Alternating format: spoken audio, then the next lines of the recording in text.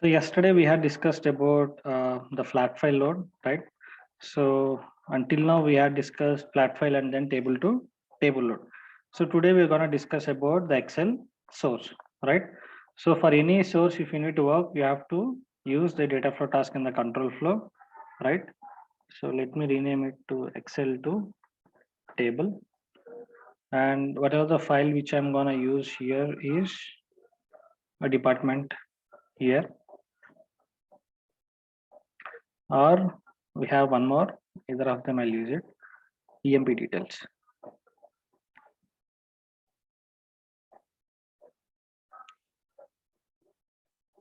All right, so either one will use it.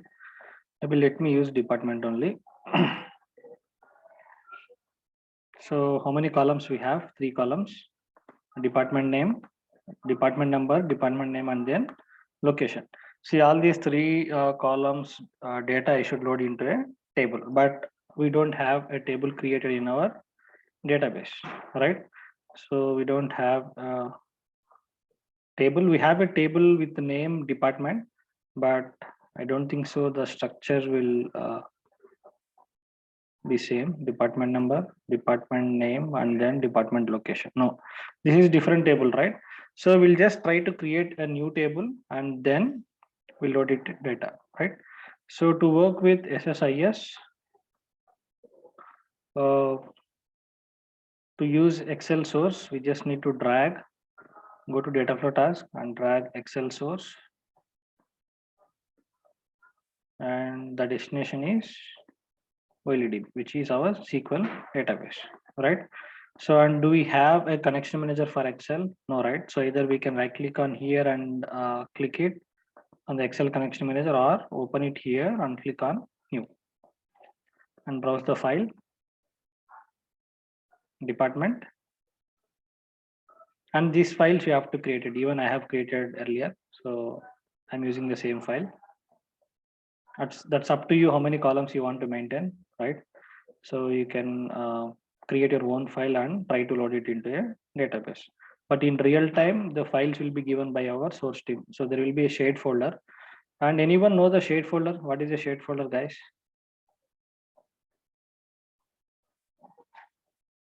No one knows.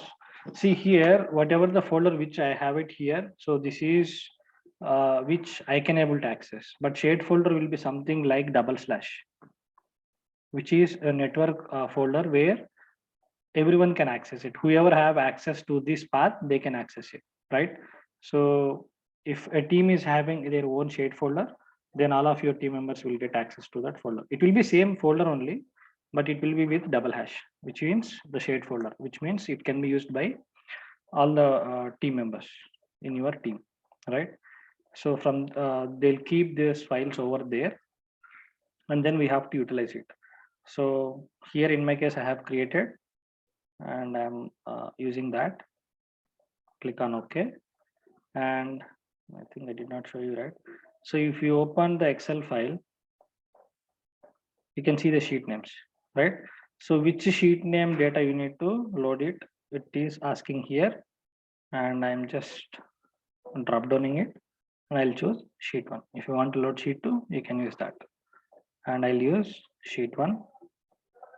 Go to columns. These are the available columns from the sheet 1, right? So if you mouse over it here, mouse over in the sense just place the cursor on a column, you can see the data type, right? So by default, guys, what is the data type by default of flat file? Varchar. And by default, the Varchar. data type of Excel is nvarchar. Okay.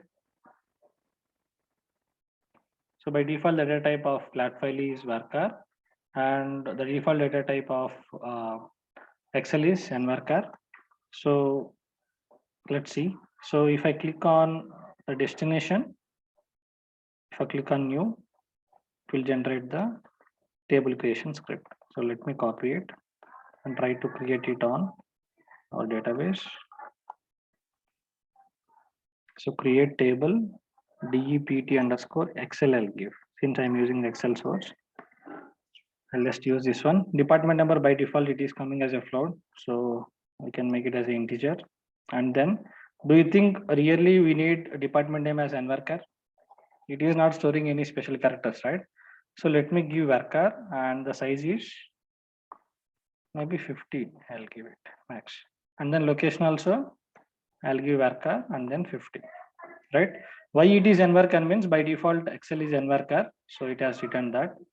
And let me connect to the server. Guys, are you getting any background noise from my side? No, right? No. Okay. So this is my table. Yes, it's getting your background noise. Sorry? You are getting your background noise, bro. What's the sound from my side? A fan sound or something else? Someone is talking. Is it disturbing a lot? Or very Nothing. okay. Nothing. Okay, yeah. So the department underscore Excel, the table has been created, and let me use that. Yeah, go to mappings. Mappings are done automatically. If you click on OK, what it is saying, department name cannot convert between the Unicode and non-Unicode, right? So it means, see, we have a data type called DTSTR in the source, and in the destination we have, sorry, in the source it is nvarchar, which is nothing but in SSIS we'll call it as a DTWSTR in SSIS terminology. And whereas in destination we have a varchar which is DTSTR. So that's what it is saying. If you go to mappings, you can check it. If I mouse over here, and this is float, and if I come over here, it is DTWSTR, right? And if I place it on the destination column, you can see DTSTR, which is varchar, and here DTWSTR, which is nvarchar in SQL, right? So that's what the error message is saying. It cannot convert between Unicode and non-Unicode string. Unicode is DTWSTR and non-Unicode is DTSTR, which is varchar, right? So we need to explicitly change these data types to DTSTR. And how to do that is we have a transformation. As we discussed, ETL is nothing but extraction, transformation, and load, right? So here comes the usage of a transformation here. So we have transformations here. Data conversion. So if you click on it on downside, you can see it, the description of it. So converts data from one data type to another. Converted data is returned to a new output column. So which means it will convert a data type of one type to another type, right? So let me drag and drop and use it, double click on it. So you can see the source input column names here. So which columns you need to change it? Department name and then department location. See, by default, it is using Unicode string, which is DTWSTR, and output alias name is copy of names. By default, it will be, and you just need to convert it to DTSTR, right? So expand the length here. If you mouse over, it will ask you to expand it. See, expand it. I mean, so that you can get to know the names easily here when you drop down it. So you just need to choose DTSTR here, which is varchar. So converted and choose this one also DTSTR, which is a varchar, and earlier it was DTWSTR, which is nvarchar. And what is our length in the destination? 50, right? So change it to 50 here also. Okay, click on OK, and then now point it to destination, double click on it, go to mappings. Here what you need to do is you need to point the copy of dname, which is the converted one, right? And if you want to change this name, you can change it. I showed you here, right? So by default, it will take as a copy of ename. And if you want to change it, you can write your own name, right? I'll leave as it is, copy of dname. And we need to find those column name here, copy of dname and location, copy of location. Now if you mouse over it here, on the left side also you can see DTSTR of 50, and right side of other destination also you can see the same data type. Let me click on OK. So Error message is gone. Now let me check the table data in the destination. Since I have created, obviously there will be no data here. So let me confirm you that. So there is no data and I'm executing the package now.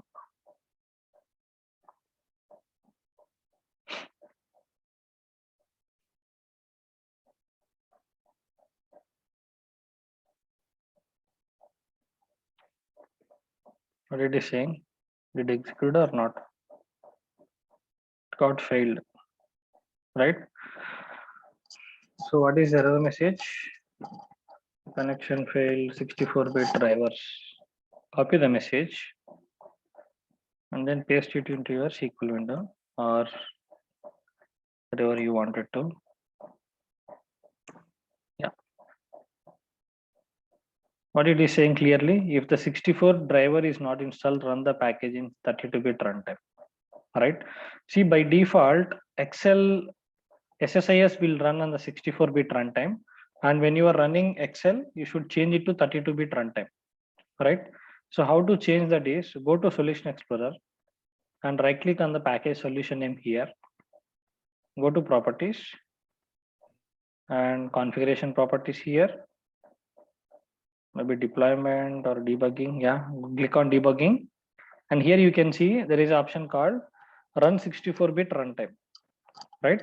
So 64-bit runtime, it is as of now true. Let's make it as a false. Now it will run in 32-bit runtime.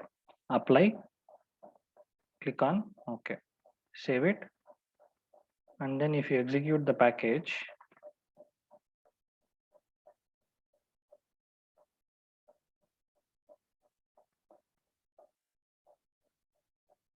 it ran fine. 6 rows went into destination. Let me check it over here in the table. I can see data, right? So this is how you need to deal with Excel. So what are the two things you need to make sure, guys, while working with Excel? The first thing is, by default, Excel is NVARCHAR data type, and you have to convert the data types to VARCHAR if your destination is having VARCHAR data type. And the second issue with Excel is, by default, SSIS will run the package in 64-bit runtime. We should change that 64-bit runtime to 32-bit runtime. And by going on to the package properties and debugging and run 64-bit runtime, by default it will be true. You should make it to false. Then Excel task will run successfully. Guys, in interview also there will be a question. So what kind of issues you will face when you use Excel as a source? You have to explain the same way like I told now, right? Any concerns? SSIS is easy, guys. The thing is, whatever you are implementing here, you need to express in words. That is the trick over SSIS. You have to remember the process. And if you tell in your own words, it will give more impact instead of by hiding the definitions through internet or whatever it is, right? See, now you face the issues, right? So I showed you clearly what are the errors it will come. So based on that, if you give explanation, it will be good. Any concerns?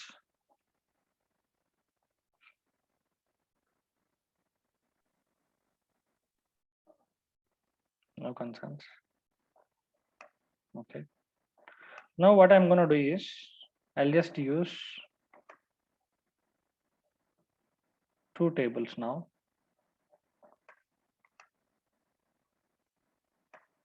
Let's say I have a table called EMP details in Amaridi database, and the values are this one. And I have a file also, EMP details here, ED name, e-salary, e-date of birth. E-name, e-salary, there is no date of birth here. I'm looking for the proper table. Let me check it here. Yeah. This is having even more columns.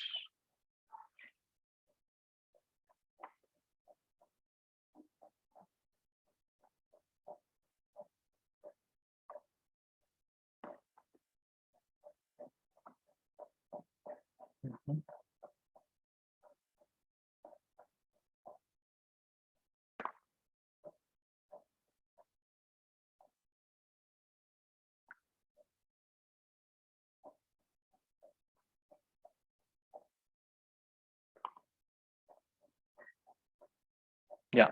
So I have this table in April 2021 database. There is a table called SSIS underscore EMP details, and the structure is employee ID, employee name, salary, and date of birth. And I do have file which is EMP details in my source. So I want to load these two source data into my a table in October 2021 database. There is a table called EMP details here as well, right? Here, the destination. I want to load data. Let me truncate it. Since we are loading data again, I'm just truncating, guys. Just to show you the number of records. So as of now, my destination is having 0 records. My destination is October 2021 database. And my requirement is I want to fetch data from April 2021 database, which is SSIS underscore EMP details table. And the other source is file, which is flat file here, EMP details. So I want to fetch data from these two sources. How to do that in SSIS? Guys, did anyone read all the transformations I mentioned over here by default out of any interest? Anybody read about these transformations? No? I think no one is trying to go ahead of me. Okay. So to combine two data sources, we have the transformations here in SSIS. So maybe any guesses, guys, out of available sources here, available transformations? Which one we can use? Can anyone tell or guess?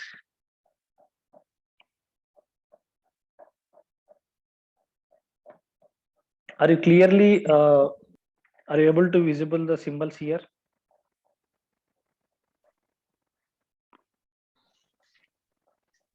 See, there is a symbols here called two inputs here and here also, right? Can you see it? There is merge option, I think. Merge also two inputs is there, merge join also two is there, and also union all you can see it here. There is a two, right? So let me start with union all. Okay. And all of them we can use it. Why I'm using union all, why not others, we'll discuss. Others also we can use it. But let me start with union all.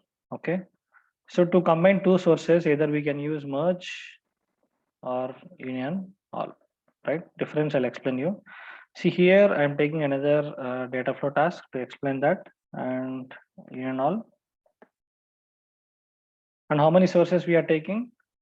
Two sources. Even in SSI, in SQL Server also, union all will accept more than one input, right? Select one union all, select two, something we discussed, right? So one of my source is table, which is OLEDB source, and other source is flat file, right?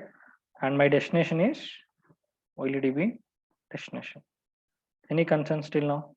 We can drag multiple sources, and the transformation is union all. Union all will accept more than two inputs, but as of now we are taking only two inputs here, and it will accept three inputs also, right? So you wanted one more input, we can take it.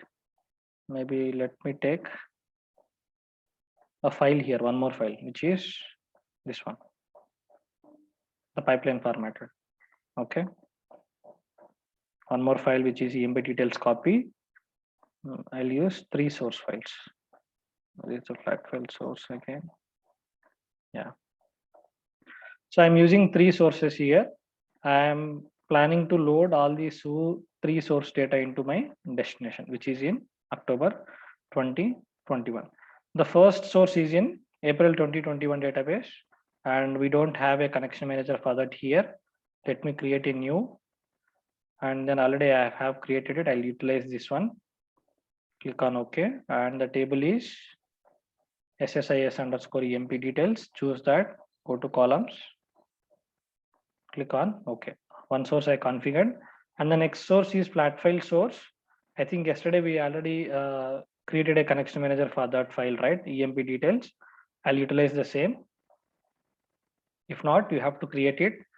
So I'll utilize the flat file connection manager as one source, and the third source is, this is the one we have created for emp details underscore copy, which is having delimiter pipeline, I guess, vertical bar, right? So the same I'll use it here in the third source and go to columns. You can see it here. Click on OK, right? So I have configured all of my three sources. Now what you need to do is we just need to drag and drop the connector to union all. Drag and drop it, and then drag and drop it, and connect it to destination. Open the destination and check it. Okay, we need to select the table October 2021 database, and the table is emp details. Let me go to mappings. See here, emp id and then ename is not matching automatically. Why? There is a mismatch in the name, right? So before that, let me check the union all here. I've opened it. See, input 1, input 2, input 3, employee name is not mapping automatically, right? So you need to map it. That also you have to check it, guys. And then employee ID, employee ID, employee ID. See, now all the three sources columns are mapped correctly in the inputs, right? So earlier it was ignored. Why? Because the column names are different between the sources. So now I corrected and click on OK. And if let's say if there is any data conversion issues here, what should you do, guys? We have to use a data conversion before here.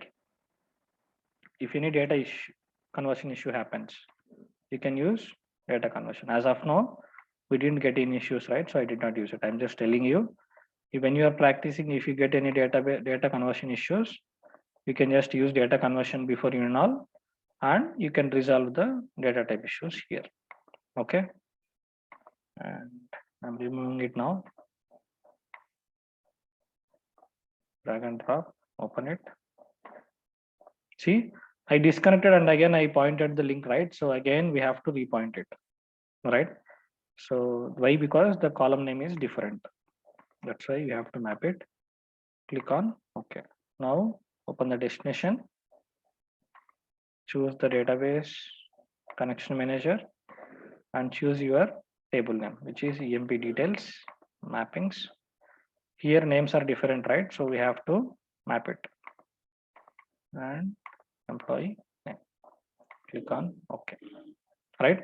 So this is how you need to work with multiple sources. And save it. If I execute task,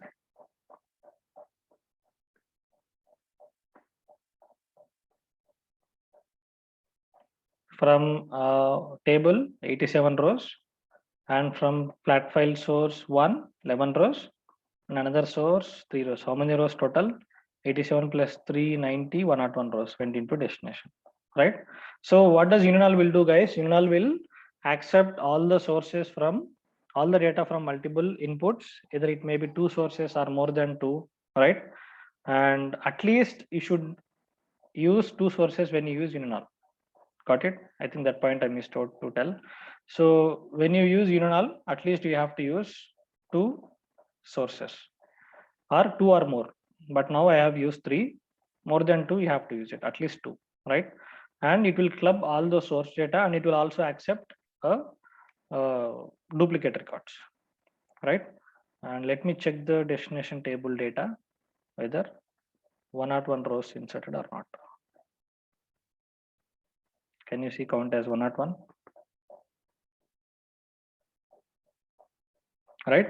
So union all will accept more than two inputs, and it will combine the data from all the inputs, and it will also accept the duplicate records. Clear? So instead of union all, we can also use merge. Yeah, but merge will accept only two inputs. I'll tell you about that. Okay. Union will accept And two inputs, Amar, merge will accept only two. Yeah, go ahead. Amar, Can we use Excel files also as input? Yes, we can Excel use- flat we can files and the use. table. Yes, yes, we can use. Okay. Okay. And when you use Excel, what you have to do? You need to do data conversion. Yes, yes. Why? Because you have to deal with other source data type match also, right? So that's why I told you have in between you need to use data. We need to convert. Yeah, Correct. data conversion. Yes. Yeah, yeah. Hello. Yeah. Will in for data conversion will change to 32-bit, right? Then there will be no issue with the other Not things. for data I mean, conversion. surrounding. Not for data conversion. You will change the 32-bit runtime for Excel. If you Yeah. That is what. If you use flat file and also Excel as a source, then it won't be any issue. no, it will run. Even if it is 32-bit runtime also, the package will run. Okay, fine. Hello. Yeah. Hello. Yeah. If we convert into 32-bit conversion, Mhm. the other data we stored in SQL and something else, it won't problem. No, it won't give any problem. See, the 32-bit conversion is just to run the SSIS package, not anything related to the database. It is just for Excel file source. When you use Excel file source, you have to run the solution in 32-bit runtime. That's it. When you run the SSIS package, it will utilize the 32-bit runtime. That's it. It doesn't matter about the database part. If any data loss, I am asking just if any No, data will it won't be any lost data and- loss. No. Okay, thank you.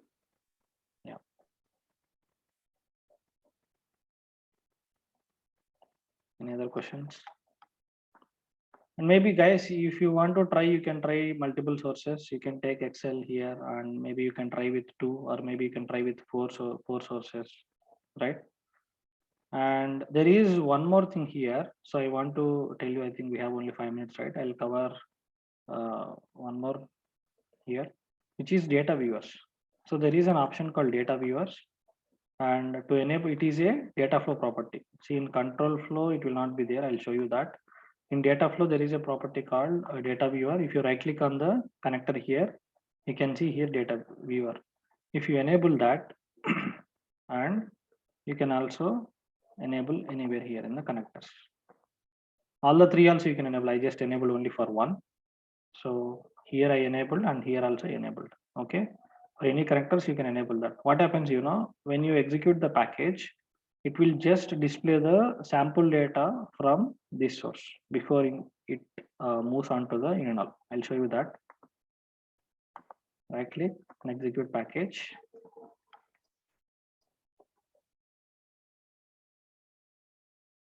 Yeah, see here. See, it is keep on running. And then there is a pop-up of the data from this source 11 records. You can see 11 rows here, right? So data viewer is nothing but it will enable the data at the time of runtime, right? So if you want to view the data before it moves on to the next task, next transformation or destination, you can use the data viewer and you can check the data, what kind of data it is returning.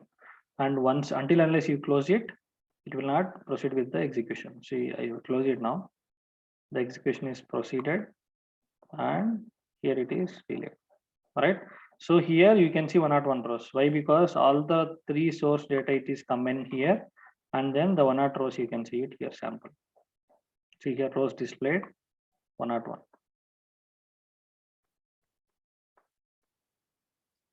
Right. If you can maximize it, you can see the data. This is just for our development purpose. Once you close it, the execution will be completed. Right. If any case, if you want to check what kind of data, if any issues with the data, if you want to check it, we have an option called data viewers, and it is a purely data flow property, not the control flow. Okay. And these enabled data viewers, you should not use it when you are deploying package to production. Only I'll tell you what is production and all. See, once you develop the package, you should remove it. Once you are done with the enable data viewers, once you check the data, if it is fine, then we have to remove it. Why? Because it is stopping the package for execution, right? So you should not keep it once you test the package, and you should disable it, and then you can deploy it, or you can use it this package for further. Okay, this is just for testing purpose. You need to use it. Once your testing is done, and if you want to check the data, once you check it, remove that, right? And it is purely a data flow option.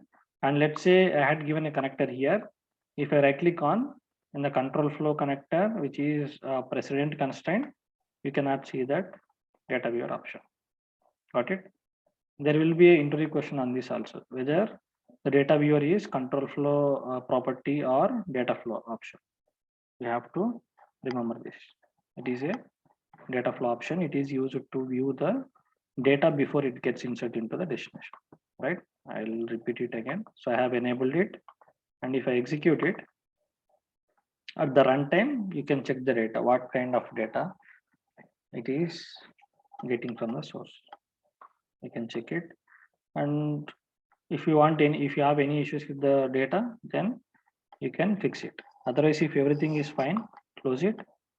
The execution will proceed, and once you come out of the execution, remove the enable data viewer option. Any questions with that? Guys, whatever the explanation I am giving, when you are listening the class again, try to pass it and note it down in your notebook or a Word document, right? Why? Because every day you cannot open the class record and then go through it, right? So instead of that, you can just note it down in the book, and it is easy for you to read it if you want to do revision, right? Further, it will be useful. Any questions? I think, guys, that's it for today. Try to practice it, these two, Excel to table, and also you need to try taking table as a source and Excel as a destination also. I told only one way, right? You can practice the other way as well. Okay. And tomorrow I took leave, my office work, so I can take 1 hour class. Okay. Today also I'm busy. So tomorrow, and from tomorrow, day after tomorrow, and Sunday also I'll take class, guys, this week. So in between one day I missed it, right? So Sunday also I'll take a class. So be prepared for that. Yeah. Thanks, guys. Thanks for joining, and we'll connect tomorrow.